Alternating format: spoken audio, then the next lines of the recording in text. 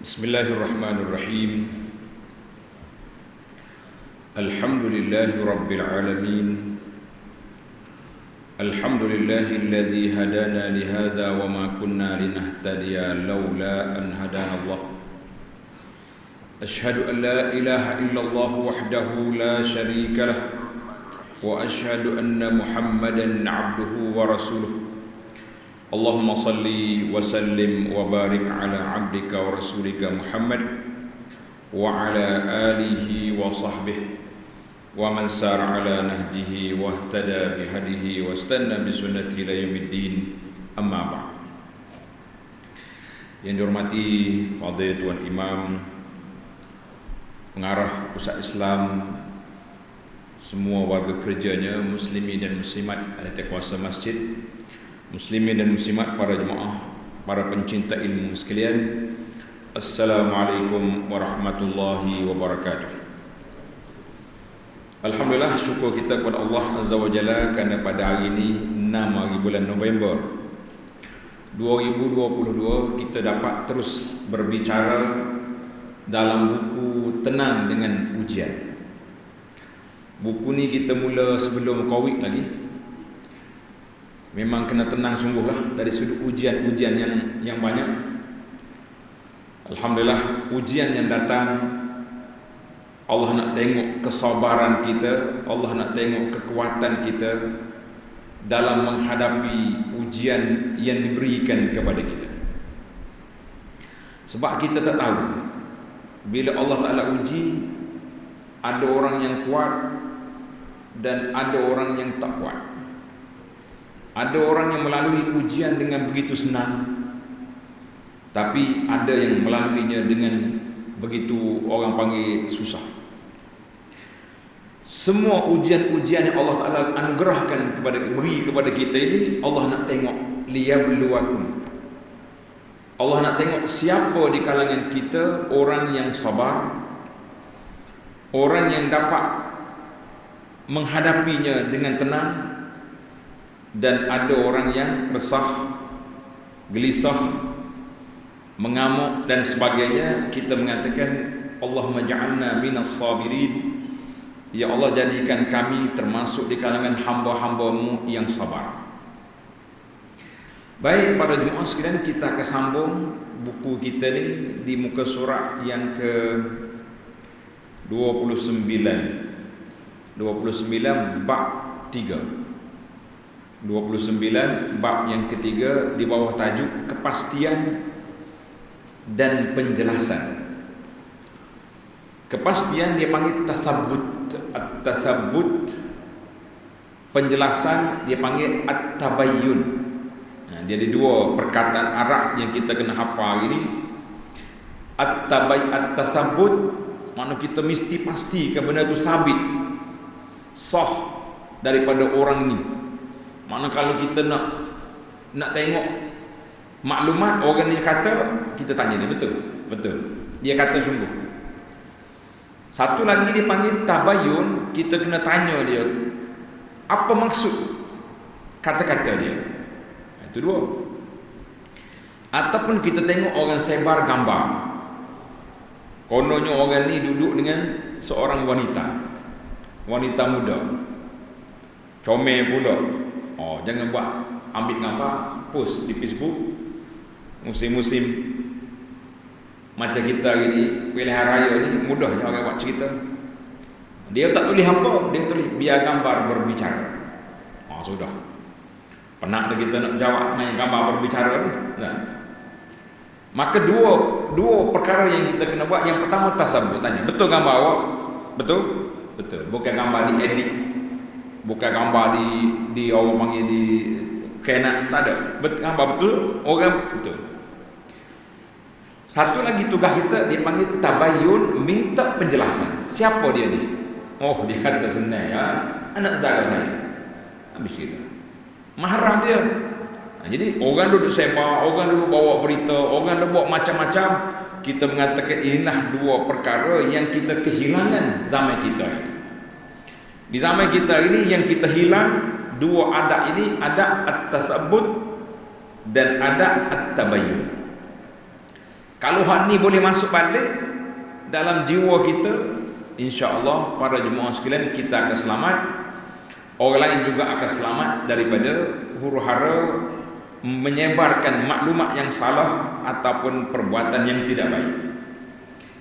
Jadi kita masukkan buku ini dalam tenang dengan ujian. Sebab apa? Punca mari tidak tenang itu sebab dua akhlak ini telah hilang. Akhlak tabayyun dengan akhlak tasabbut. Dua ni ada masalah. Baik para jemaah sekalian, tengok muka surat bab yang ketiga, kepastian dan penjelasan, muka surat 29. Segala puji bagi Allah yang telah mengarahkan hamba-hambanya. Dia tulis umat tu betul, tulis hamba dia, itu salah cetak. Umat betul, tulis hamba dia. Allah Ta'ala hamba. Kalau Nabi mengarahkan umatnya, baru betul. Ya, biasalah benda-benda teknikal salah cetak tu berlakulah di mana-mana pun. Cuma kita kena betul. Ni kalau kita tak, contoh Allah nak uji kita. Dia ambil buku ni, apa yang ustaz ni kata Allah tu cakap dengan umat dia, sedang kita boleh tabayun. Nah, tabayun ni kenapa tulis? Jawabnya salah cetak. Selesai masalah. Tapi kalau orang nak cari penyakit, nak viralkan, nak jatuhkan kredibiliti penulis, boleh ke tak boleh? Boleh juga. Segala puji bagi Allah yang telah mengarahkan hamba-hambanya agar sentiasa bertasabut, mencari kepastian, dan bertabayun, meminta penjelasan, serta berhati-hati dalam membuat keputusan atau melemparkan tuduhan. Kita hok tengok ni, bagi pihak kita berhati-hati. Dan kita juga perlu menjaga diri supaya maruah kita tidak tercemar. Jangan pergi, jangan buat benda-benda yang boleh menimbulkan keraguan. Jangan. Orang kata tempat ni tak boleh pergi. Kalau kita pergi sebab tempat tu tempat maksiat, orang ambil gambar tu, pak cik ni nampak ada di masjid, kenapa hari ni duduk di kelab ni? Jadi orang menimbulkan syak. Jangan pergi. Makna di mana saja tempat yang boleh menimbulkan fitnah, boleh menimbulkan keraguan, kita mesti jauhkan diri. Itu dia panggil menjaga maruah diri. Nak jaga maruah diri. Jangan jaga maruah diri lepas berlaku hara orang keluar khabar keluar tu ni, tiba-tiba kita kata kerana nak menjaga maruah diri, saya nak mempertahankan sekian-sekian, kita kata sukar. Sebab benda tu dah terjadi. Baik. Hal demikian kerana bersifat gopoh, perkataan ini pun kena buat juga tu. Hal demikian kerana bersifat gopoh akan mengundang padah yang bukan sedikit kesan dan bahaya, tetapi akan membawa kepada kesalahan dan terpesong dari segenap segi. Jadi banyak benda yang akan merusakkan kita. Allah Ta'ala telah berfirman kepada kita dalam surah Al-Hujurat. Tuan-tuan tanda, surah Al-Hujurat ini surah adab wa akhlak. Musim-musim berlakunya huru-hara dalam suasana gawak ni, kalau kita boleh tadabbur surah Al-Hujurat, sangat penting dan sangat mustahab untuk mengawal diri, untuk menyelamatkan diri kita daripada perkara yang tidak baik. Qala Allah Ta'ala, a'udzu billahi minasyaitonir rajim. Ya ayyuhalladzina amanu in ja'akum fasiqun binaba'in fatabayyanu an tusibu qauman bijahalatin fatusbihu ala ma fa'altum nadimin. Artinya, wahai orang-orang yang beriman, jika datang kepadamu orang fasik membawa berita. Fasik di sini ulama tafsir kata fasik dalam bab berita. Dia ada fasik dari sudut akhlak. Orang tak solat itu orang fasik namanya. Orang buat dosa besar orang fasik. Tapi kadang-kadang yang bawa berita ni bukan orang yang tak baik. Cuma dia tidak teliti dalam menerima berita dan menyampaikan berita. Ini kita bimbang, ini takut kita yang pendakwah ni pun ada juga yang menyebarkan berita-berita yang tidak sabit. Dia kata ada dalam buku, ada dalam kitab. Pastikan riwayat tu. Apalagi kalaulah yang terlibat dengan Nabi sallallahu alaihi wasallam. Dalam cerita ni panjang, kita akan cerita nanti. Jika datang pada kamu orang yang fasik membawa sesuatu berita, maka periksalah dengan teliti agar kamu tidak menimpakan suatu musibah kepada suatu kaum tanpa mengetahui keadaannya yang menyebabkan kamu menyesal atas perbuatan kamu itu. Jadi menyebabkan kita menyesal di atas perbuatan kita itu. Surah Al-Hujurat ayat 6. Anda kata ayat ini menjadi contoh kepada masalah yang berlaku. Contoh masalah tasabbuh. Al-Imam Ibn Kathir rahimahullah ta'ala, seorang ulama tafsir yang sangat hebat, dia kata apa? Ayat ini, nih, ayat yang kita sebut ni, ayat Hujurat ayat 6 ini, Allah SWT mengarahkan agar berhati-hati menerima khabar berita yang dibawa oleh orang fasik untuk mengelak daripada terpedaya dengan cakapnya, agar tidak menjatuhkan hukum berpandukan laporan tersebut, sedangkan boleh jadi dia berdusta.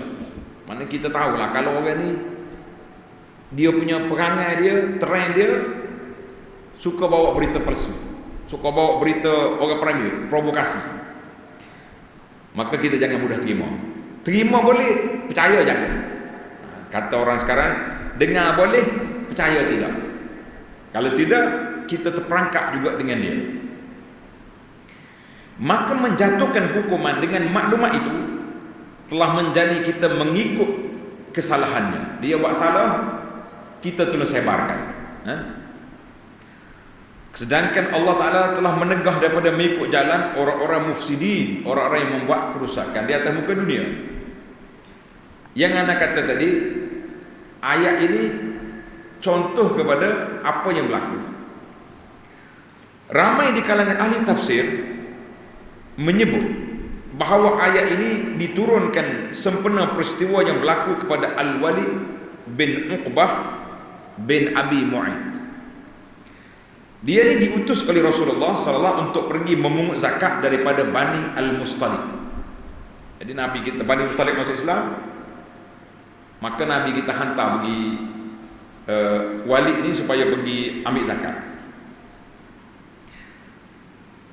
Cerita ini diriwayat oleh Imam Ahmad dalam Musnad, meriwayatkan bahawa Al-Haris bin Dirar Al-Khuzai, bapa kepada Mukminin Juwairiyah. Kita ingatkan Juwairiyah bintil Haris, salah seorang daripada isteri Nabi. Dia berkata, aku telah datang menemui Rasulullah sallallahu alaihi wasallam. Kemudian baginda menyeruku kepada Islam dan aku menerimanya, serta berpegang teguh dengannya. Baginda juga mengajarku tentang zakat dan aku menerima hukum zakat, kena bayar zakat.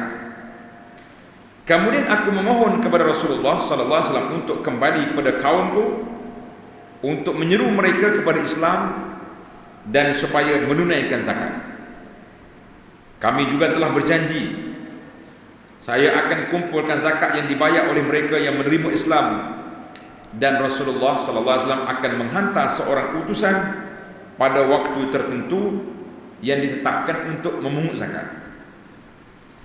Jadi bila sampai waktu ni, waktu yang dijanjikan, Al-Haris, bapa mertua Nabi tadi, mengumpulkan banyak zakat daripada kaumnya, dan tibalah waktu yang dijanjikan untuk Rasulullah sallallahu alaihi wasallam hantar utusan kepadanya, tetapi utusan yang ditunggu itu tidak kunjung tiba.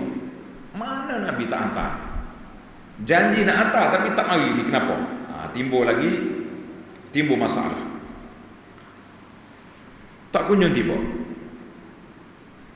Setelah beberapa lama, akhirnya Al-Haris membuat kesimpulan bahawa mungkin Allah dengan Rasulnya telah murka kepada dia. Nabi ni murka kepada aku ni, marah kepada aku berkali, tak mari. Lalu dia memanggil beberapa orang daripada pemimpin kaumnya dan berkata kepada mereka, sesungguhnya aku telah berjanji dengan Rasulullah sallallahu alaihi wasallam bahawa pada waktu sekian baginda akan menghantar seorang utusan untuk memungut zakat yang aku kumpulkan daripada kamu. Sedangkan baginda Nabi sallallahu alaihi wasallam bukan seorang yang akan memungkiri janjinya. Nabi tak mungkin janji. Tapi kenapa tak hantar ni? Maka aku berpendapat tiada apa yang akan menghalang utusan tersebut kecuali kemurkaan baginda sallallahu alaihi wasallam kepada aku. Dia bimbang. Maka marilah kamu semua mengikut aku untuk menghadap Nabi. Mari kita pergi Madinah, kita pergi jumpa Rasulullah sallallahu alaihi wasallam. Itu bagi pihak Al-Haris Ibn Dirar. Bagi pihak Nabi pula, apa kes? Adakah Nabi tak hantar? Sebenarnya Rasulullah sallallahu telah menghantar seorang wakil. Inilah yang jadi masalah sikit. Di para pengkaji mengatakan Nabi menghantar seorang yang bernama Al-Walid bin Uqbah kepada Al-Haris untuk mengungut zakat yang dikumpulkan pada waktu yang dijanjikan. Nabi dah hantar. Nabi ingat, dia bukan pelupa. Tetapi apabila Al-Walid sampai ke separuh jalan, dia telah berpatah balik. Sebab Al-Walid ni dia ada kes lama. Mana dia dulu berkelahi dengan puruk ni. Dia ingat ke orang cerita-cerita lama ni, orang berdendam dengan dia ke macam mana.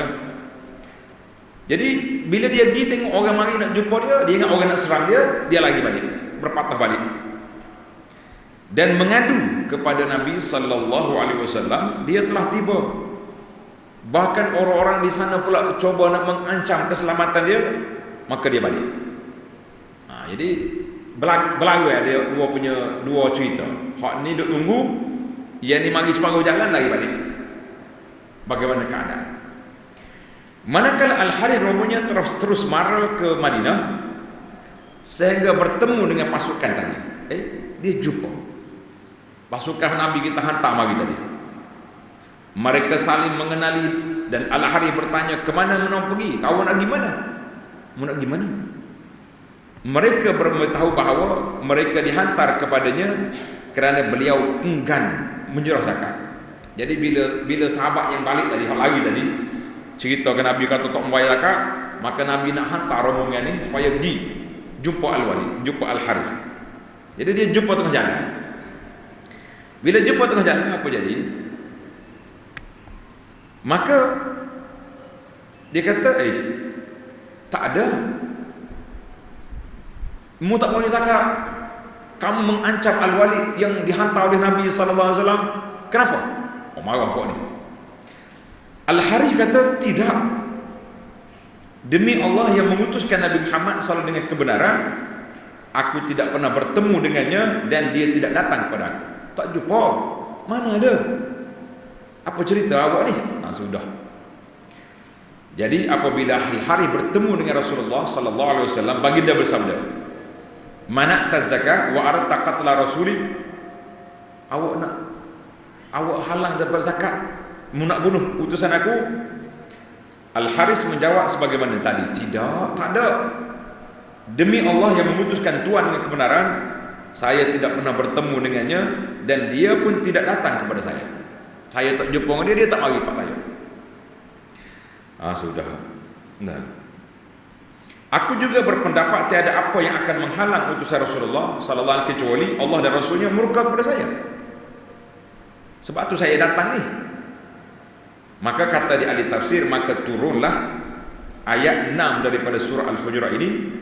Peristiwa ini dirakamkan oleh Imam Ahmad di dalam Musnad. Jadi peristiwa ini dirakam oleh Imam Ahmad dalam Musnad. Maka timbullah soalan, adakah peristiwa ini betul-betul terjadi ataupun tidak? Dia panggil khilaf ulama dalam masalah ini. Jadi ada yang mengatakan sanad ini baik.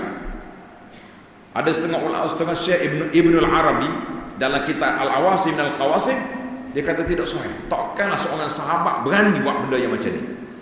Maka kita mengatakan sabab nuzul ini menjadi sebab kepada kita kena mengkaji balik tentang tabayyun dan tasabbuh. Kena betul balik dari sudut riwayat hadis, adakah betul seorang sahabat buat perangai macam ni sehingga akan menimbulkan huru-hara kepada satu masyarakat. Baiklah, itu kisah. Tuan-tuan tanya sini, makna benda ni khilaf ulama tentang menerima riwayat ini.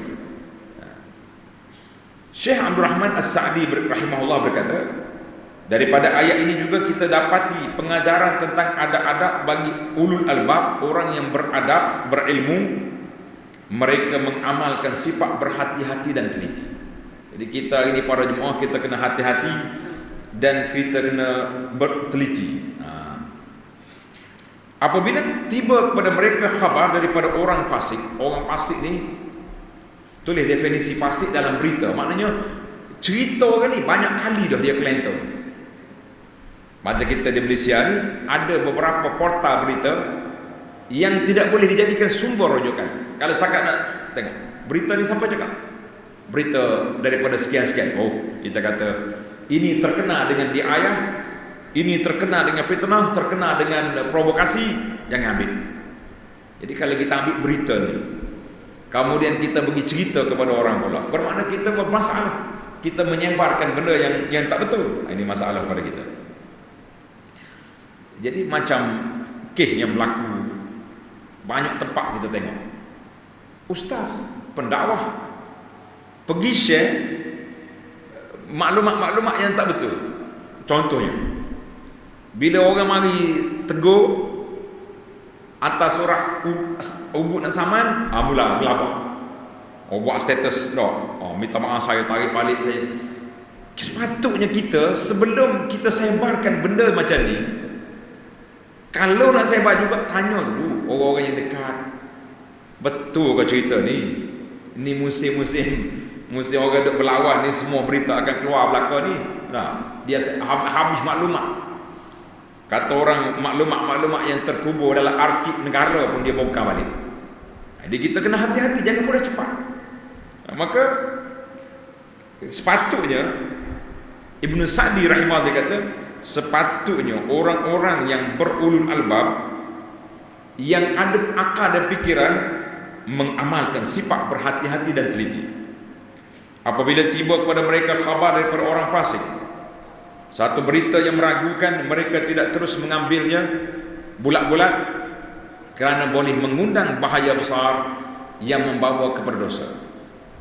Jika khabar itu dijadikan satu sandaran atau dalil dalam menghukum tanpa asas, seolah-olah ia suatu khabar yang benar, maka ia akan membawa kerusakan dan kefasadan dalam segenap sudut, rusak dari sudut jiwa, harta, ukhuwah, persaudaraan, marwah, peribadi dan segala-galanya.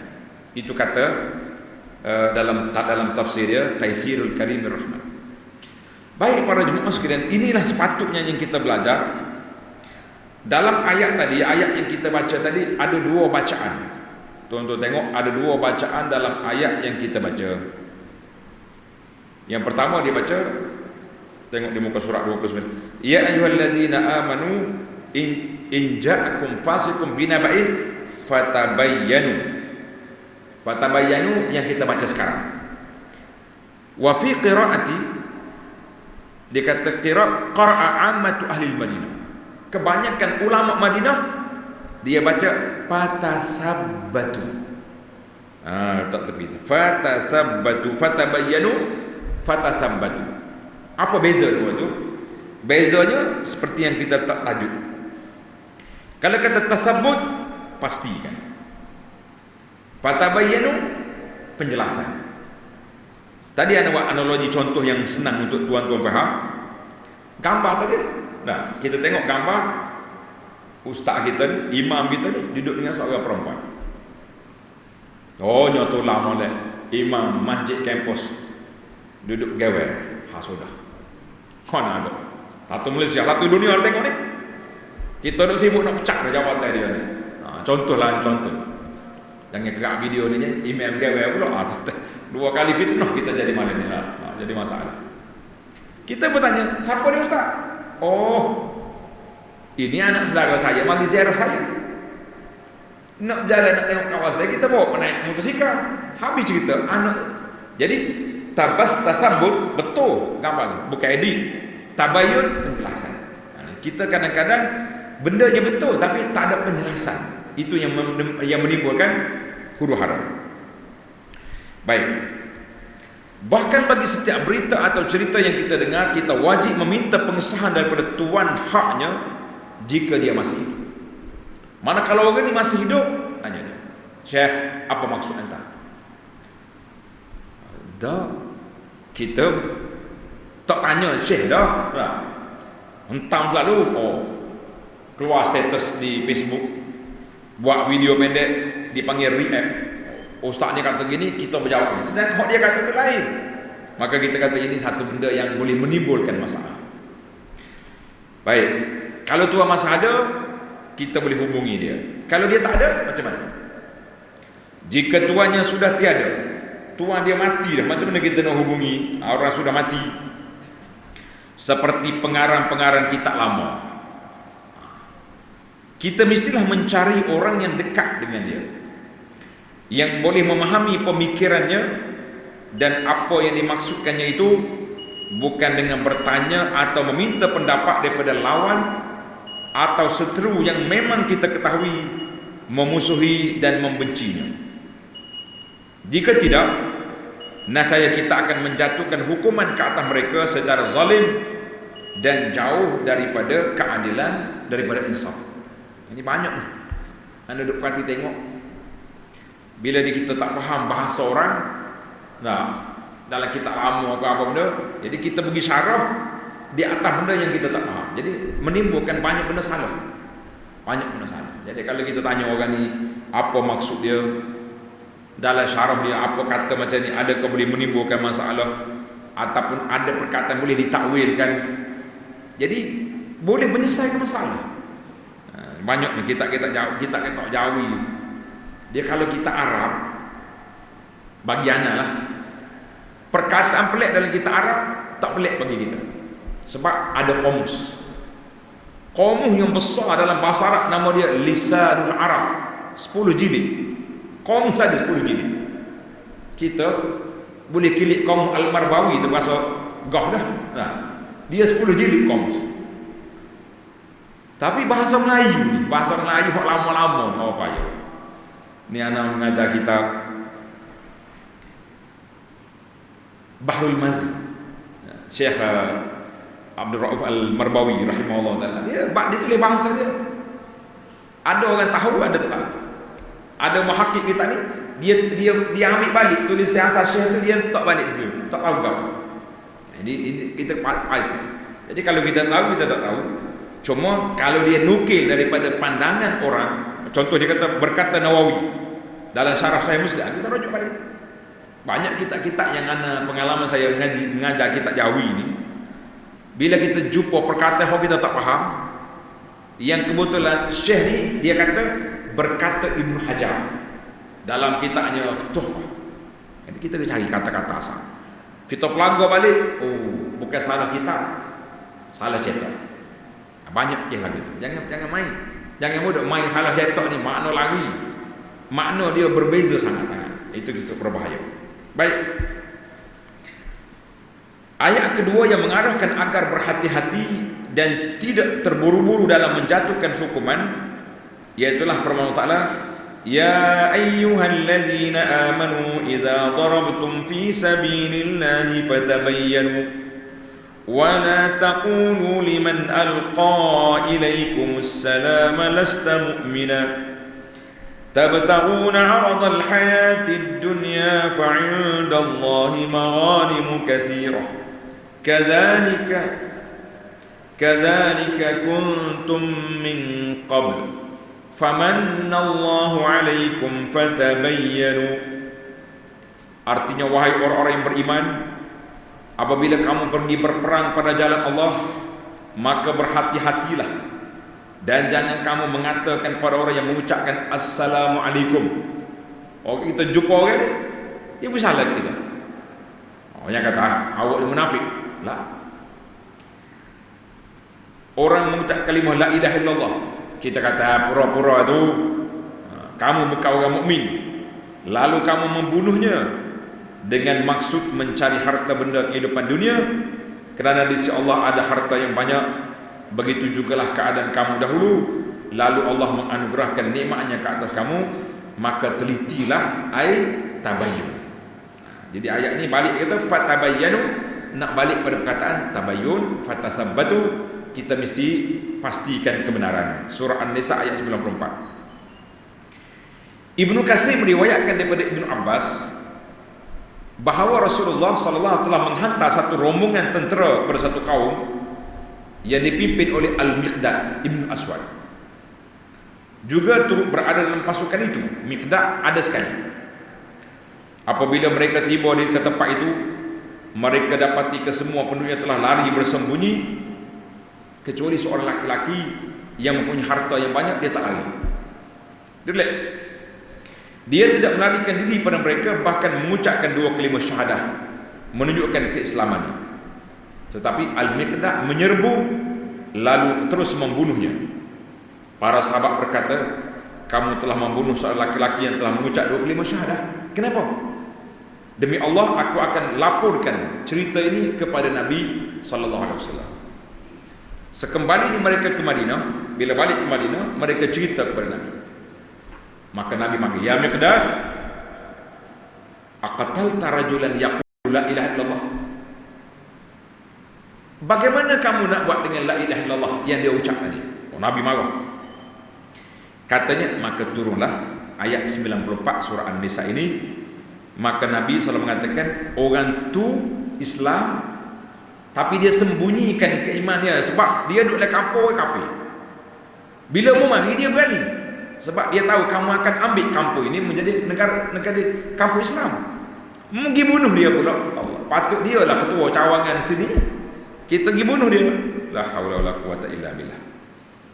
Maka kata sekali lagi, kata Syekh Sa'di rahimahullah, Allah memerintahkan hambanya yang beriman apabila keluar berjihad fi sabilillah dan menuntut keridaan Allah, hendaklah mereka sentiasa meminta penjelasan dan mencari kepastian dalam semua perkara yang tidak jelas. Jadi kita ini masalahnya, kata orang dia bukan banyak tabayun, tapi dia guna perkataan tibayun.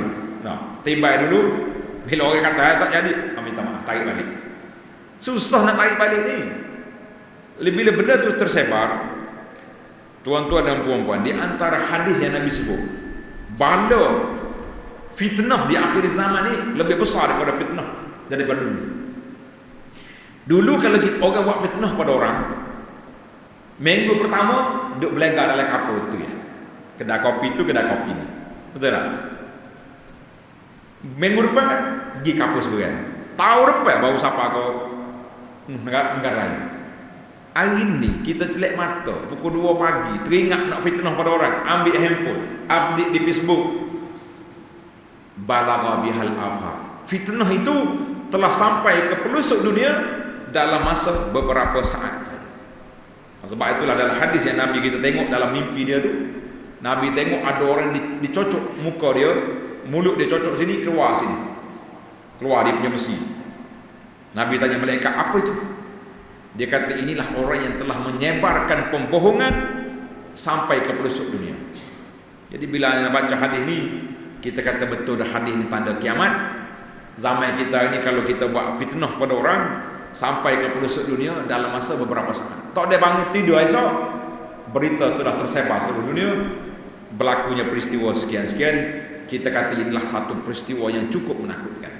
Jadi berhati-hatilah para pelajar, para anak-anak muda yang duk main Facebook, duk main TikTok, duk main apa saja benda ni. Kita kata kita berhati-hati, sebab pembohongan ataupun tuduhan yang kita buat tersebar cepat ke pelosok dunia melalui alat media yang ada di tangan kita ini, para jemaah sekalian. Baik, hal demikian kerana setiap perkara itu terbahagi pada 2 keadaan, jelas dan tidak jelas. Yang jelas dan terang tidak perlu lagi kita minta penjelasan, tetapi yang tidak jelas adalah sebaliknya, kerana manusia perlu pada kepastian dan penjelasan supaya dia pasti adakah dia perlu bertindak atau tidak. Kita ambil fikir baik-baik. Mendapatkan kebesaran dalam setiap perkara mempunyai faedah yang banyak dan dapat mengelakkan kejahatan yang besar. Dengan sifat ini, seorang itu dapat dikenali taraf atau kedudukan agamanya, akalnya dan kecerdikannya. Kata orang dulu, penulis-penulis dulu, akal menguasai tangan. Penulis zaman blogger hari ni, tangan menguasai akal. Dia tulis dulu, lepas tu baru dia mikir, nanti kena saman. Dia mikir ke saman, dia tak mikir ke Tuhan. Itu masalah kita. Mendapatkan kepastian dalam setiap perkara mempunyai faedah yang banyak. Baik, ini berbeza dengan sikap gopoh dalam sesuatu tindakan, kerana ia akan membawa kepada tindakan yang tidak sepatutnya, sebagaimana berlaku pada golongan yang telah ditegur oleh Allah dalam ayat-ayat yang di atas. Baik, apakah maksud tabayyun? Meminta penjelasan ialah mengetahui, memahami, tidak gopoh sehingga benar-benar mengetahui dan jelas keadaannya. Ini boleh berlaku dalam dua kategori. Dari sudut nukilan, an-naqli, kita nak nukil pendapat orang, nak nukil maklumat orang, proses pemindahan maklumat. Satu lagi al-manqul, maklumat yang disampaikan. Jadi dua perkara. Adapun tentang an-naqlu, kita nak proses pemindahan maklumat itu adalah dengan meneliti kebenaran orang yang membawa berita. Kita nak ambil ni, terima, dan dia selamat daripada sifat-sifat yang tidak baik. Oleh sebab itu Rabbi kita bersabda, bi'sa matiyatur rajuli za'am, sejahat-jahat tunggangan alat yang menyampaikan kehendak seorang itu ialah perkataan sangkaan. Aku sangka, aku rasa. Tak boleh. Hadis riwayat Imam Ahmad. Menurut Ibnu Battal, ada seorang ulama hadis, maksud hadis ini ialah mereka yang banyak berkata-kata dengan perkara yang tidak dipastikan kebenarannya dan tidak terjamin ia tidak berdusta. Mana kita tahu orang ni cakap banyak. Cerita dia bawa pula, kalau tanya mana riwayat, mana sanad, awak pandai-pandai pula dia. Marah pula. Contoh dia baca hadis, tanya ustaz, penceramah yang hebat ni, riwayat siapa hadis tu? Dia kata awak ni, awak pandai kau ilmu tu ilmu ni. Kita tanya dia riwayat hadis itu je, bukan dia tanya ilmu mana-mana. Dia pertikai, dia pelekeh orang pula. Ini masalah. Al-Khattabi pula menyatakan bahawa perkataan ini digunakan untuk hadis yang tiada sanad dan tidak dipastikan kesahihannya. Ia semata-mata diceritakan melalui lidah secara dengar-dengar cakap orang. Termasuk. Baik, Ahmad bin Abdul Halim berkata rahimahullah, sesiapa yang ingin memetik kata-kata atau pendapat seorang atau kumpulan tertentu, dia adalah menamakan orang yang berkata serta orang yang memindahkan cakapnya. Jika tidak, semua orang boleh berdusta. Awak ambil mana ni? Siapa cakap? Ini masalah sekarang ni, kita tak nak sebut nama orang tu. Ni ramai juga orang ni, dia WhatsApp saya. Dia kata, ustaz, saya nak ambil maklumat dalam Facebook ustaz ni, Abu Anas, tapi saya tak nak namakan. Kita kata, bagus juga awak ni. Jadi orang akan disebut perkataan itu kepada awak, bahaya. Kita kata orang sekarang ni, dia buat kita ni macam penyu. Kenapa penyu? Penyu ni telur kita makan. Ibu dia atas laut. Kita ambil maklumat orang, tapi kita tak nak disebutkan kepada orang itu. Kita kata ini satu perbuatan yang tidak baik. Baik. Adapun mengenai al-manqul, iaitulah maklumat yang disampaikan. Mana kalau kita terima maklumat, penerima berita hendaklah menjadi pengkritik yang teliti dan pasti bahawa fakta yang disampaikan itu boleh diterima atau tidak. Kerana orang bawa mari kita dengar. Kita nak bawa pada orang, kita kena pilih. Ini jelas melalui cara memahami percakapan orang yang berkata-kata serta mengetahui hakikat maksudnya. Demikianlah ajaran Islam yang sangat jelas dan terperinci dalam perkara yang amat sensitif dan halus ini. Malangnya, apa yang berlaku sekarang ialah percakapan kita banyak menggunakan andaian, agakkan, telahan atau menggunakan bahasa yang boleh menyelamatkan diri daripada tindakan mahkamah. Contohnya, saya difahamkan. Menurut kajian Rambang, analisa secara umum, dia tulis maklumat, tak tanda tanya. Tanda tanya. Jadi bila tanda tanya itu bertanya. Saya bertanya bukan tuduh. Yang awak tulis itu buat apa? Ini masalah. Dan lain-lain istilah yang cuba menghalalkan perbuatan yang dicela oleh syarak. Jadi ingat lagi tuan-tuan, banyak perbuatan kita dicela oleh syarak dengan sebab perbuatan ini.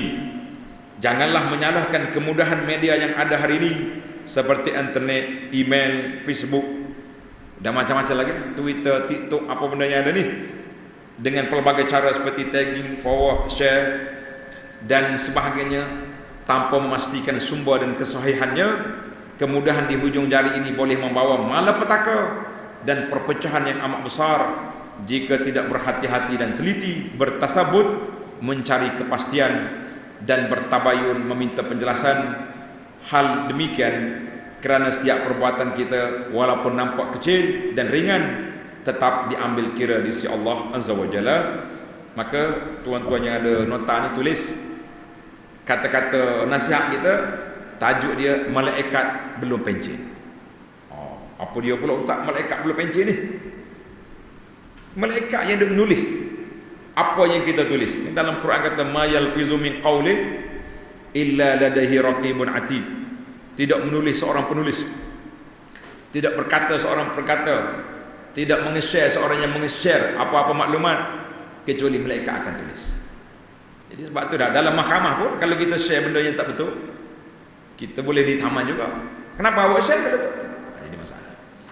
Jadi para jemaah sekalian, malaikat belum pencen, maknanya malaikat masih menulis apa yang kita buat, apa yang kita kata. Kata di para ahli fikih yang lain pula, dia kata apa? Suratan amalan yang kita nak baca di hadapan Allah di akhirat nanti, kitalah penulisnya. Tuan-tuan muslimin dan muslimat, kita nak baca apa di hadapan Allah esok? Nak baca banyak zikir, banyak ibadat, banyak baca Quran, banyak nasihat, alhamdulillah. Ataupun kita nak baca banyak fitnah orang, banyak mengata orang, banyak tu banyak ni, pilihlah. Kata orang tepuk dada, tanya iman. Mudah-mudahan nasihat kita ni ada manfaatnya, insya-Allah. Kita akan sambung lagi dalam bab yang keempat di bawah tajuk neraca tidak seimbang dalam siri yang akan datang. Subhanakallahumma wa bihamdika asyhadu an la ilaha illa anta astaghfiruka wa atubu ilaik. Wa sallallahu ala nabiyyina Muhammadin wa ala alihi wa sahbihi ajma'in. Walhamdulillahi rabbil alamin. Wassalamualaikum warahmatullahi wabarakatuh.